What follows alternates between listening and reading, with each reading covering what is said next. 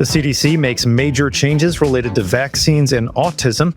Pam Bondi signals new investigations related to Epstein may be in the works. And former Vice President Dick Cheney is laid to rest. I'm Daily Wire Executive Editor John Bickley with Georgia Howe. It's Thursday, November 20th. This is Evening Wire. The CDC has made a significant change in its stance on vaccines and autism. Daily Wire reporter Amanda Prestigiacomo has the details.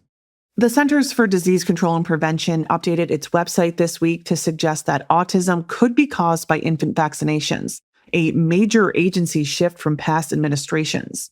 The site now reads, quote, "The claim vaccines do not cause autism is not an evidence-based claim because studies have not ruled out the possibility that infant vaccines cause autism." The CDC now also says that studies supporting a link have been ignored by health authorities.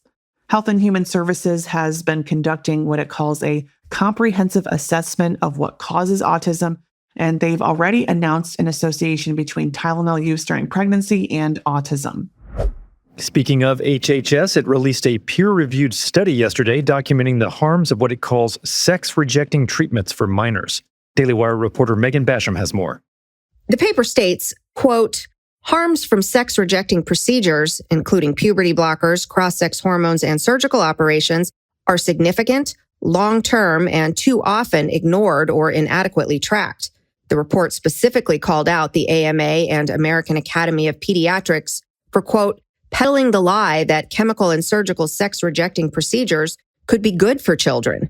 The HHS announcement states the agency commissioned the most comprehensive study to date of the scientific evidence and clinical practices surrounding the treatment of children and adolescents for gender dysphoria. They also note that they invited the AMA and ACP to contribute their own data, but those organizations declined to participate. Assistant Secretary for Health Brian Christine announced the study in a post on X. Over the past decade, the number of children and adolescents who reject their biological sex has risen dramatically. These young people and their families are searching for answers to gender dysphoria. They deserve honesty, compassion, and the strongest evidence for the help that the medical profession can offer. I implore physicians and parents to read this report and protect children from fraudulent procedures. Protecting our children's health and their future is good medicine.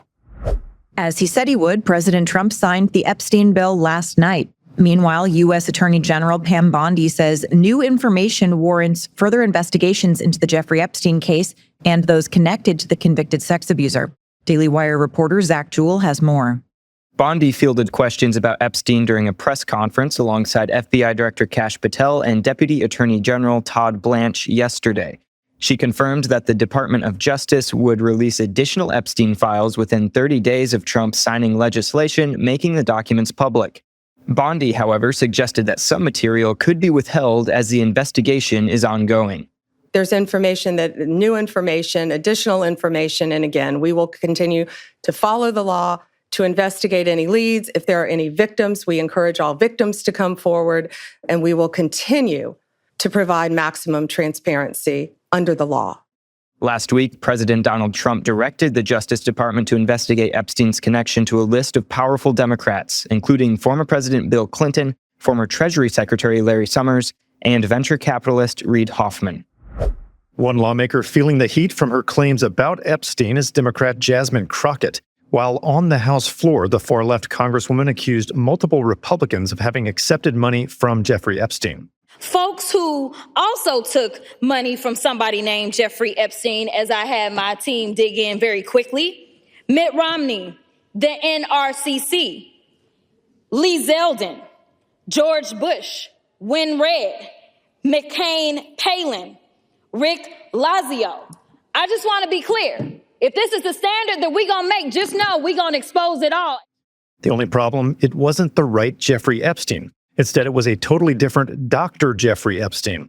Amid backlash, Crockett told CNN that she never said which Epstein it was and then tried to blame Republicans for the whole debacle. Listen, I never said that it was that Jeffrey Epstein. Just so that people understand, when you make a donation, your picture is not there. And because they decided to spring this on us in real time, I wanted the Republicans to think about what could potentially happen, because I knew that they didn't even try to go through the FEC. So my team, what they did is they Googled. And that is specifically why I said a Jeffrey Epstein. Unlike Republicans, I at least don't go out and just tell lies. Because it was not the same one, that's fine. But when Lee Zeldin had something to say, all he had to say was it was a different Jeffrey Epstein. He admitted that he did receive donations from a Jeffrey Epstein, so at least I wasn't trying to mislead people. Now, have I dug in to find out who this doctor is? I have not.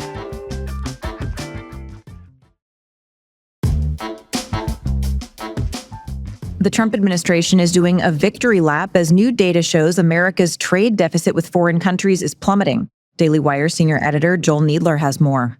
A new report from the Commerce Department shows the U.S. trade deficit decreased by 24% in August as the president's tariffs hit countries around the globe. While economists say that reducing trade deficits doesn't necessarily help an economy, the White House is touting the new data, saying it's, quote, more proof that President Trump's trade and economic agenda continue to pay off for the American people. A White House spokesman said in a statement to the Daily Wire, quote, as the president's historic trade deals and pro-growth policies continue to take effect, and trillions in investments to make and hire in America continue to materialize, Americans can rest assured that the best is yet to come. Amid worry about a possible AI bubble, chip maker NVIDIA announced its third quarter earnings on Wednesday, and they surpassed Wall Street expectations. The company's fourth quarter sales projections are also stronger than anticipated. The tech giant says it expects around $65 billion in sales this quarter, more than $3 billion better than analysts predicted. NVIDIA's earnings report was met with a collective sigh of relief, as the markets have seen significant declines in recent days amid concerns about the value of AI ventures. In other welcome economic news, job growth surpassed expectations in September. Daily Wire reporter Tim Pierce has the numbers. Economists predicted that we'd gain just 50,000 jobs for September, but the actual number came in at more than twice that, 119,000 new jobs. That's the strongest hiring uptick since April. But amid the good news, there was also a revision down for the previous 2 months of 33,000 lower than previously reported. Meanwhile, the unemployment rate also ticked up just a bit above projections, rising to 4.4%, while economists had projected a rise of 4.3%. Another Biden administration green effort is going up in smoke. The administration had planned to sink $77 million into building 140 solar electric vehicle charging stations. But Veterans Affairs Secretary Doug Collins announced Wednesday that he's going to use that money to help our war veterans. Those tens of millions that were set aside for constructing the stations instead will now help provide physical therapy for veterans and help fund projects to fight cancer. A Democratic congresswoman from Florida is facing decades in prison after the Justice Department accused her of stealing more than $5 million from FEMA funds. Daily Wire political reporter Cameron Arcand reports. The Justice Department announced Wednesday that a Miami grand jury has indicted Representative Sheila Sheriffless McCormick for fraudulently obtaining FEMA funds meant for COVID vaccinations, then laundering the proceeds and putting the money toward her congressional race in 2021. The DOJ says that the Democrat congresswoman conspired with her brother, 51-year-old Edwin Sheriffless, to steal a $5 million FEMA overpayment that was sent to their family's healthcare company. Attorney General Pam Bondi said in a statement, quote, using disaster relief funds for self-enrichment is a particularly selfish, cynical crime. No one is above the law, least of all powerful people who rob taxpayers for personal gain. The congresswoman is now stepping down from her committee leadership position. An unusual mix of Democrats and Republicans packed into the Washington National Cathedral on Thursday to mourn former Vice President Dick Cheney. Former President George W. Bush led the packed crowd, which included former members of his administration, as well as a number of Democrats who came to respect Cheney late in his life for his criticisms of President Donald Trump. Neither Trump nor Vice President J.D. Vance were invited to attend the ceremony. NASA has released new photos of rare interstellar comet 3I Atlas. The images were taken in October when the comet traveled through the inner solar system. Only 2 other objects have ever been confirmed to be from outside our solar system, including Oumuamua in 2017, which sparked excitement about possible alien life. Tom Statler, NASA's lead scientist for solar system small bodies, calls the event a, quote, new window into the makeups and histories of other solar systems. And the first allegation of a crime committed in space may result in years of prison time for the accuser. Daily Wire assistant editor Andy Valdez explains. The estranged wife of a NASA astronaut is now facing up to 5 years in federal prison and significant fines. Her crime? Lying to law enforcement about the actions of her astronaut spouse, while that spouse was in space. The accuser, Summer Warden, pleaded guilty this week to falsely accusing astronaut Anne McClain of illegally accessing Warden's bank records, while McClain was on the International Space Station. But Warden has since admitted that the allegation was false.